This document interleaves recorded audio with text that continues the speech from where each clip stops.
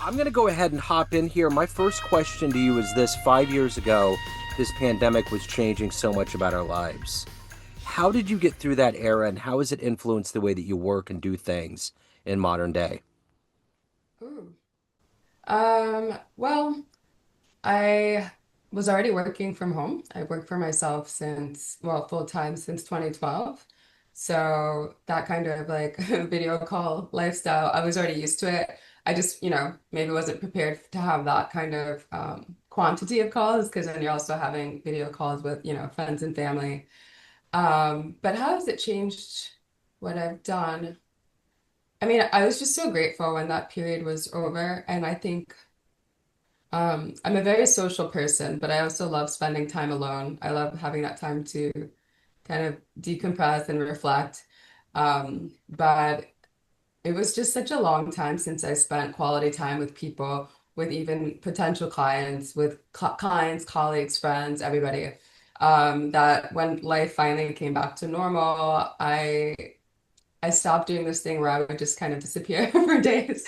I had a bad habit of, working and I might go for like a short walk or run errands, but just basically be alone for days at a time. And now I'm very intentional, I still value my alone time, but I look at my calendar and I think, okay, how many social engagements do I have? I have to have at least two social engagements or two in-person business meetings every week. Um, and I'm very intentional about that because I just realized, if we're not making this concerted effort, the time's just going by. And that's really the thing I miss the most. I think people are the key to everything. Yeah, for sure. And I think that's the irony of that time period is that we were so connected with all of our devices, but we relished that idea of actually being in a room with other human beings because that's the key to all of it, is Right. that yeah. And I think about that from I have a jazz radio show, so I think about that from music. Mhm. All of the live remotes were fine, but when you're in a room and feeling that and experiencing that, that's the key to all of it.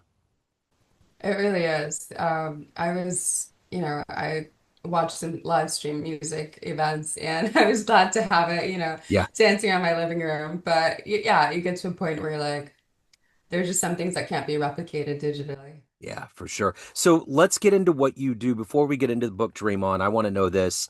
If I put you in front of a bunch of 12-year-olds at career day in a school and one of the kids wanted to know what you do on a daily basis for a living, how would you answer that child? Oh, great question. Well, the author part is easier, and Yeah. then let's see to describe. Um, I help people for a 12-year-old. I help people remember who they are so that they can show up authentically and communicate that in a way that makes sense to other people so they understand who they are, what they do, what they desire. And that helps them get more opportunities because that's really the secret sauce for everybody, not to do what everyone else is doing, but to show up as you. So let's go back to the beginnings. At that point, when you were in a school, what did you want to be when you grew up? When you were thinking about career, what was your Mm. dream? I mean, how far back are we going? There are many different careers Yeah. in mind. I mean, going way back, but I mean, I guess I could stop in high school because that when I actually started college and then took a pause and went back. I wanted to be a forensic pathologist because there are a lot of nurses and doctors in my family, and I wanted to perform surgery, but I said, I didn't want to deal with somebody turning on and giving me a malpractice suit. It was a very unusual fear as a high schooler.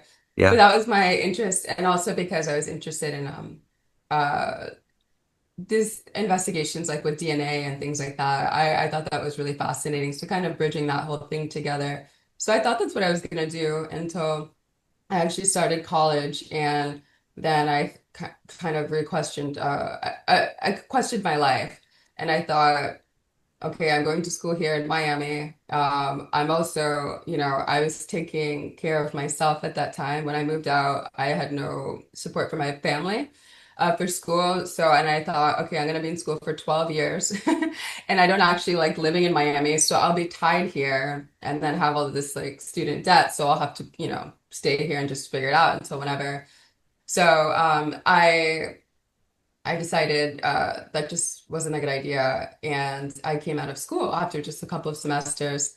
I was going to go back, but I didn't know what I wanted to do. And I took about 2 years off of school when I decided to go back to study fashion merchandising, which is so different. And that's basically everything in the fashion industry except for design. So from store planning to public relations, copywriting, which is I ended up going into a copywriting career. So let me ask you this. If you go back to the beginnings of your life, where were you born and raised? I'm from Austin, New York, so it's about an hour outside of the city. Okay. And then I was there until I was 9, and then grew up the rest of my childhood and teen years in South Florida in Miami. Okay. And then I left to Europe in my 20s and then moved to LA. Okay. So what were the early seeds that were planted into you that made you want to get into medicine? And then copywriting now and writing. How did all of that happen? How did all of these interests get cultivated early on to evolve into this career and life you have?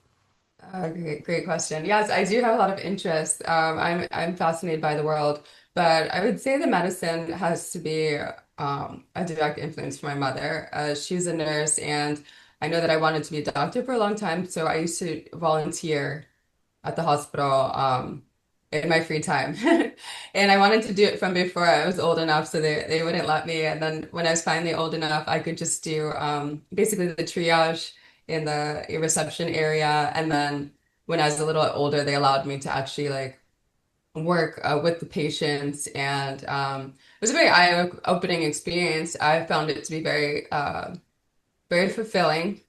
But it was also, it was intense. I was Yeah. packing dressings for, cancer patients. Some of the patients did not survive. It was a great hospital. People came from around the world to do their transplant surgeries there.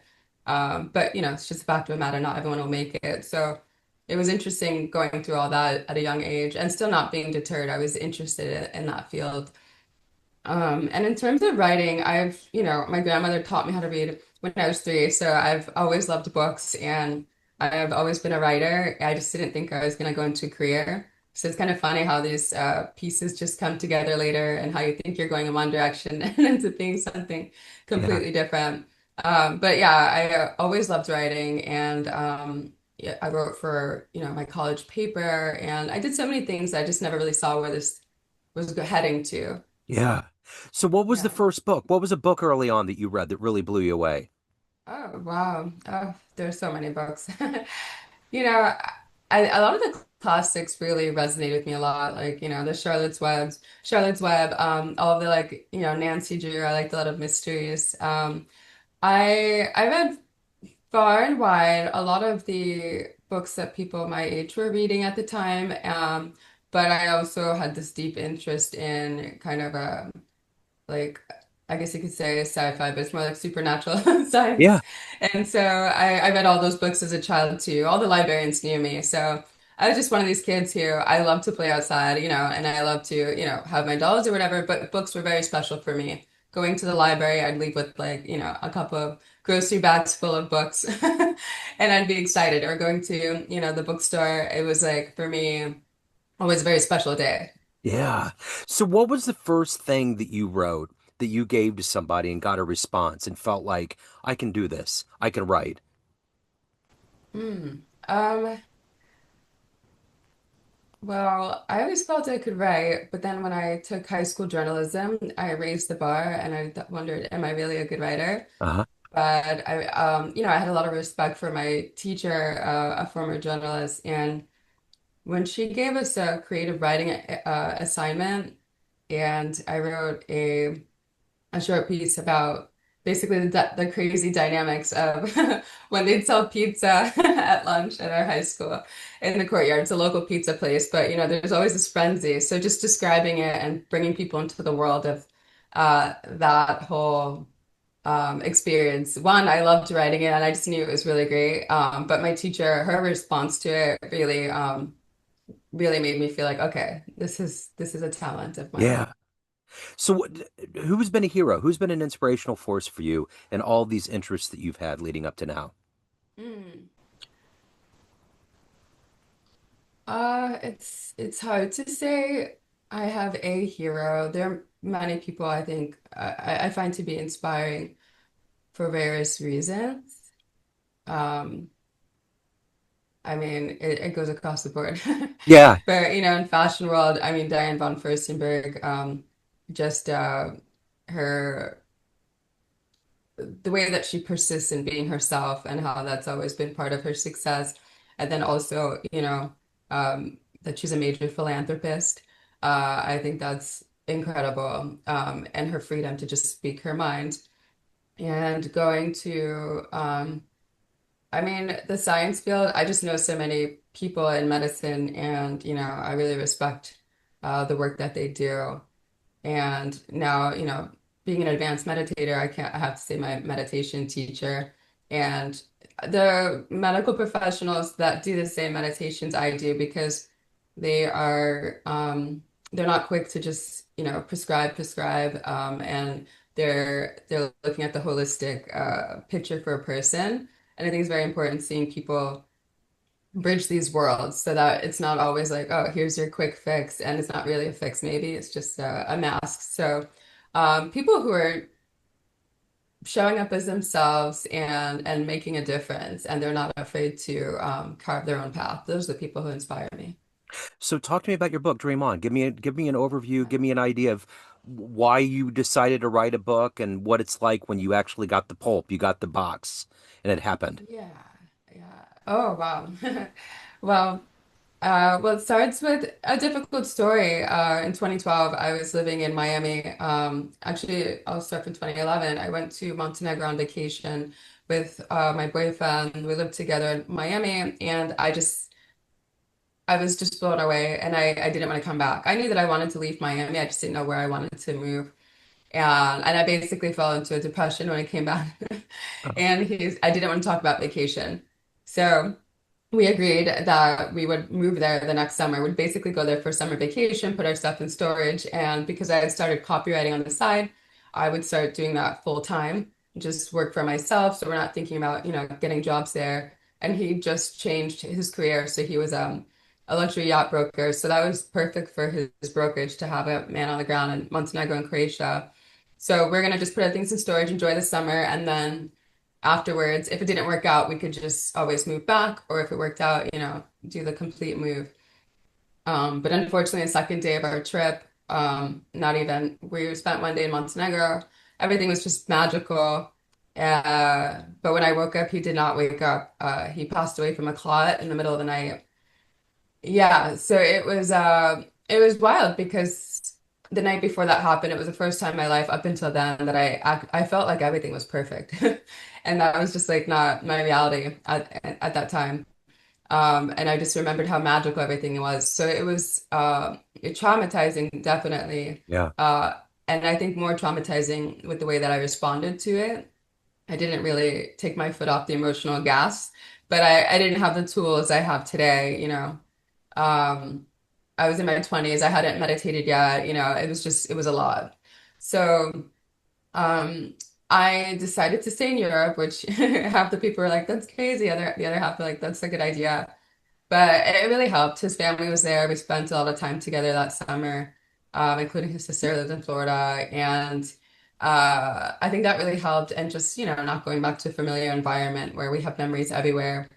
And I decided to stay for a while. I stayed in Europe for 6.5 years, but it was really up and down, as you can imagine, right? yeah, The kind of trajectory of grief. yeah, And I didn't realize that I was grieving for more than a decade until, made so many life changes. I changed, the friends in my life. I started realizing I was making decisions that were not loving towards me. And I had this like strong feeling that I just had to figure it out. So after he passed away, I developed many health issues. There were food allergies, chronic tendonitis, a lot of different things. And nothing would really resolve anything. Everything was kind of just a little bit of relief. Western medicine, plant medicine retreat in Peru, all kinds of things, energy healing. I tried literally everything, and I didn't know why nothing was really changing. I didn't realize I was holding on to this grief inside of me, and that's what really was deteriorating my health. So when I started making those changes in my life with like, oh, who are the people I spend time with? Like, how do I allow the people in my life to behave, towards me? Things started changing really quickly. And then when I started doing this advanced meditation, I basically was like, I'm just have to figure this out.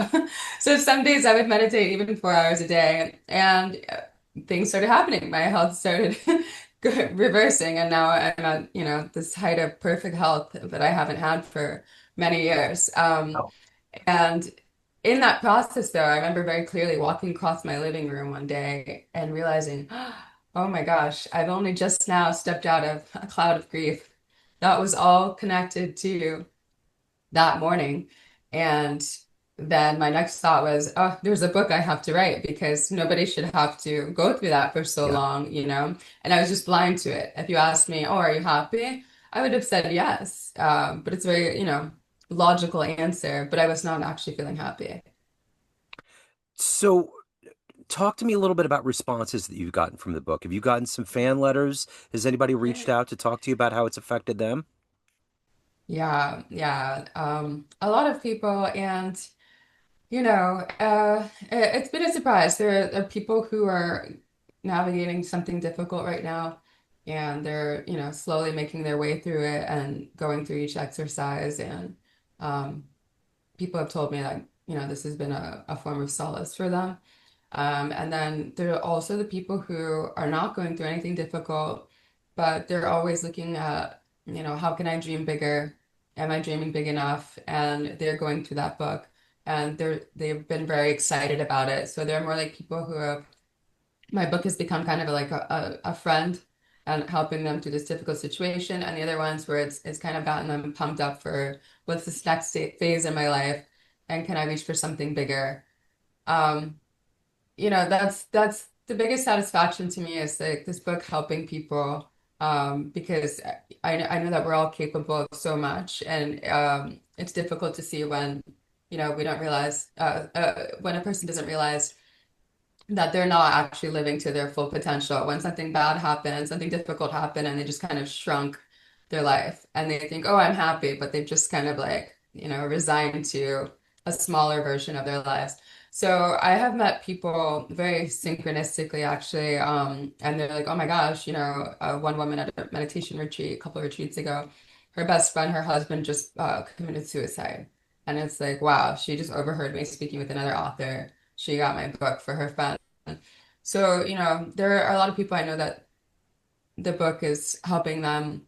The book's reaching them, and I'm not going to get all the story. I'm not going to follow up for a follow up, but that's been the most satisfying part, just knowing it's out there. I didn't plan on writing the book, but it was a very clear message. Like, you have to help people. Nobody should have to spend that much time. And it's very rewarding.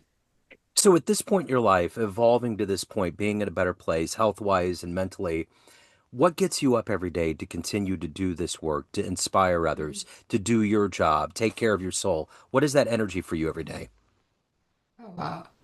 I love my life so much. I'm so happy, and just looking at the contrast of where I was and where I am now, it's just to me it's extraordinary. So that alone is um very inspiring. I got up this morning, did a walking meditation before this call.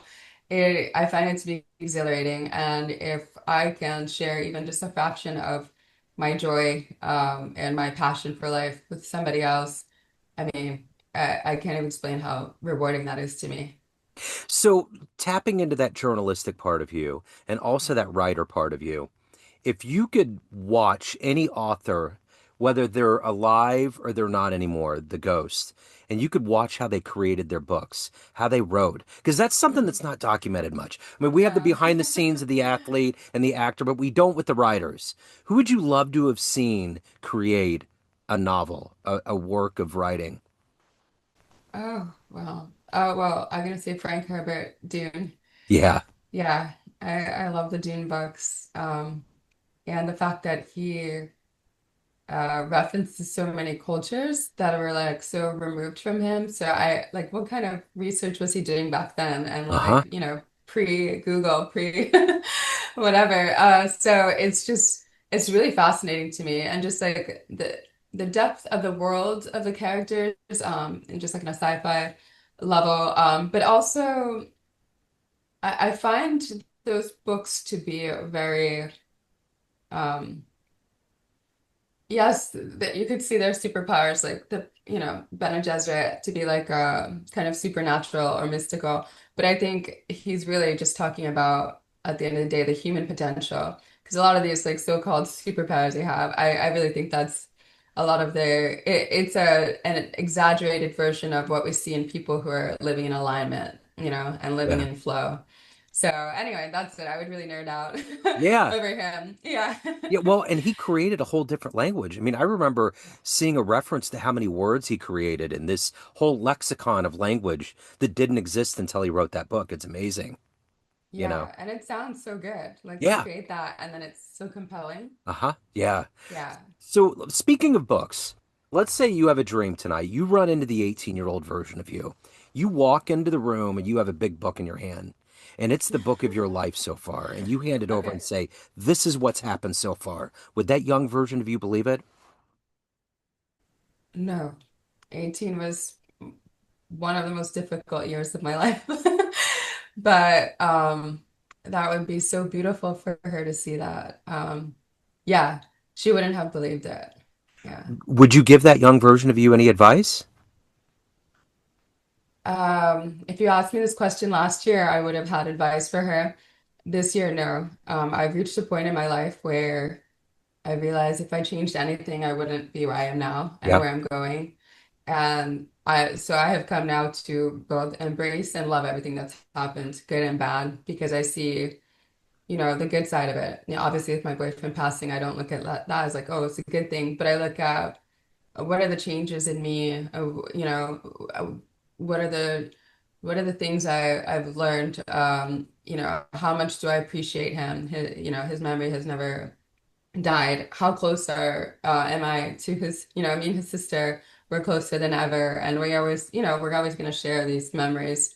So I think anything that happens, no matter what it is, you can't find something good about everything that happens like that, but we can look at, okay, how did I grow from there, and what did I get from there? So no, I wouldn't tell her to change anything.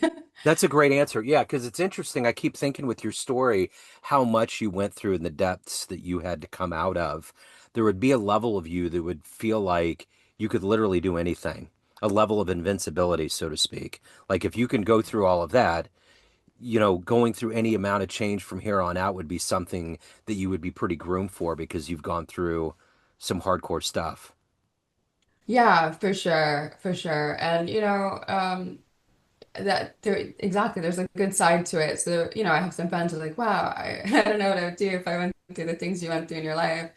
And it's certainly not that I would wish that on anybody at all, but I do see its value in that it helped me be more resilient, and it helped even when I couldn't see the forest for the trees, I kept moving forward. Even when it was at a crawling pace, I eventually got to that place where, I changed enough for things to be changed on a more profound level. My best friend from childhood, this has been about 4 or 5 years ago. He went fishing in Minnesota. Mhm. It was a cabin that he always went to, and he had a aneurysm, and that was it. It was literally overnight. Like we got a message, and we were like, "What do you what?" It's like those Yes. things when you talk about clots and aneurysms, it really puts that fragility of life under a microscope in a way that's wild because we just don't know. I mean, any of us with any biological makeup, whether it's Yeah. DNA or whatever it is. I mean, I mean, I don't know. It's like when the doctors ask you all the time, does your family have a Hmm. history of cancer or heart conditions or any of those things? Hmm. There's all of these things biologically that we inherit from Hmm. previous generations, that's aside from anything that we do diet or health wise. And it's Hmm. wild to think how those Hmm. things can just rear up at any minute, you know? It's true. I mean, I know that there's so much we can change by working on our epigenetics, but yes, for things like that, an aneurysm, a clot, I mean, yeah, Yeah. blindsided. It's It's a blindsided thing. I'm sorry about your friend. yeah. No, yeah, I feel like he's with me a lot though. It's like I didn't realize how much I was going to miss him. And all these Yeah. memories come up, it's weird how Mm, that can play on your mind. Um, mhm. so I want to tap into another fantastical question here. When you get into journalism, it's kind of like getting a tattoo. There's a level of it where you just keep going, you never get it out of your system, right? So if you could go back in time and cover one story journalistically, an event in history, what would you love to have been a journalist at? Oh, even though I started my career as a journalist, I'm really a copywriter at heart. Okay, okay, And when I moved into copywriting, that's my passion. So I'm okay. just gonna say actually that I would have loved to have worked with the Madman, Madison Avenue advertisers. Yeah. Yeah. Watching, when I watched that show and also just reading the books, there are a few of those greats. They're still in the business. They're teaching people copywriting skills still, which are still completely relevant and transferable in today's, world with our technology and everything. I just think they're, obviously they had some controversial campaigns, but for the most part, I think they were the coolest, just very savvy, really, not just selling, but creating the trends and Yeah. getting people inspired, to take action.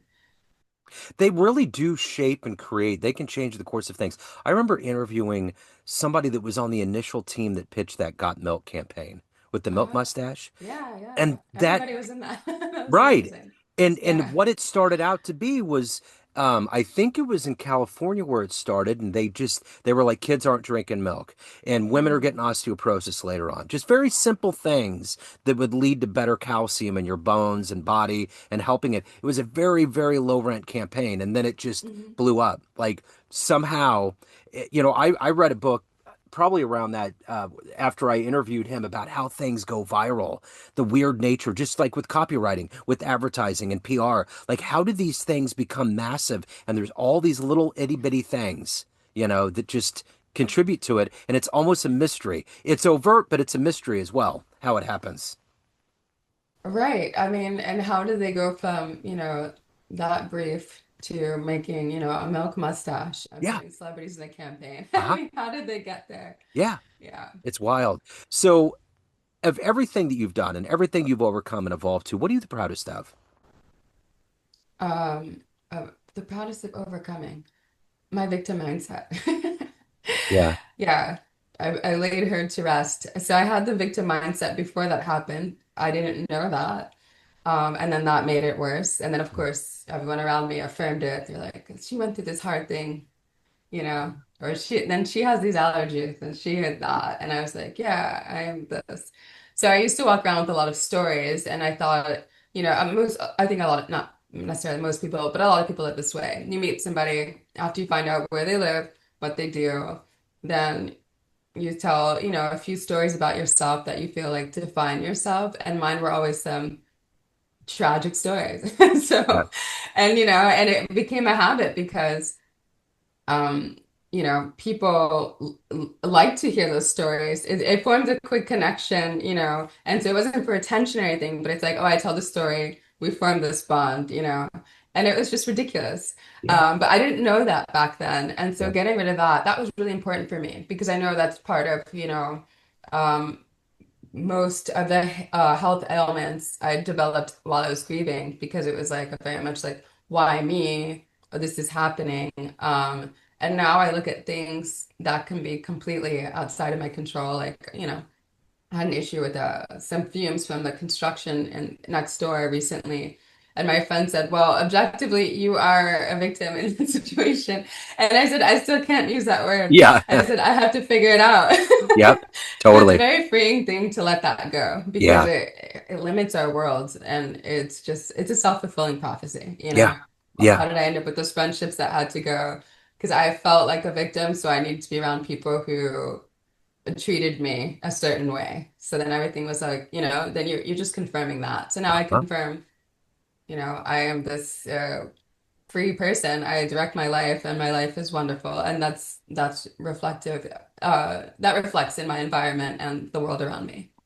So everyone has a perception of you, family, friends, everyone that gets your book, everyone that works with you, everyone that Yeah. knows you, but you run the show. What's your perception of you? Who do you think you are? Oh, wow. Who do I think I am? I am a global citizen. I connect with people from everywhere. I'm a creative. I am I'd say I'm very youthful, and I've gotten more youthful as I've become, just more of a joyful person. But I also feel like a very old soul. And so, I have friends that are much younger than me. And then I have, my newest friend, she's 80, and she's also like that, very youthful. And, but she could be like 1,000, at the same time. Um, so I would just say, I have this joy for life, and I um I would like to share that with other people. So I would just say like um I am a safe space for people to, speak with me. I do my best not to be like judgmental, and I'm a good listener, and I really like people. So if anybody wants to get a copy of Dream On, they want to reach out, any of the other good business in your world, where's the best place to go? Everything on my website, chanoainez.com. Okay. All right. I will put that in the show notes. What a wonderful story. Thank you so much. Thank you for taking a minute out today. Thank you, I Joe. appreciate it. Have a wonderful holiday and a great 26. Oh, you too. Thank you. It's been a Cool. pleasure. You bet. It's been great.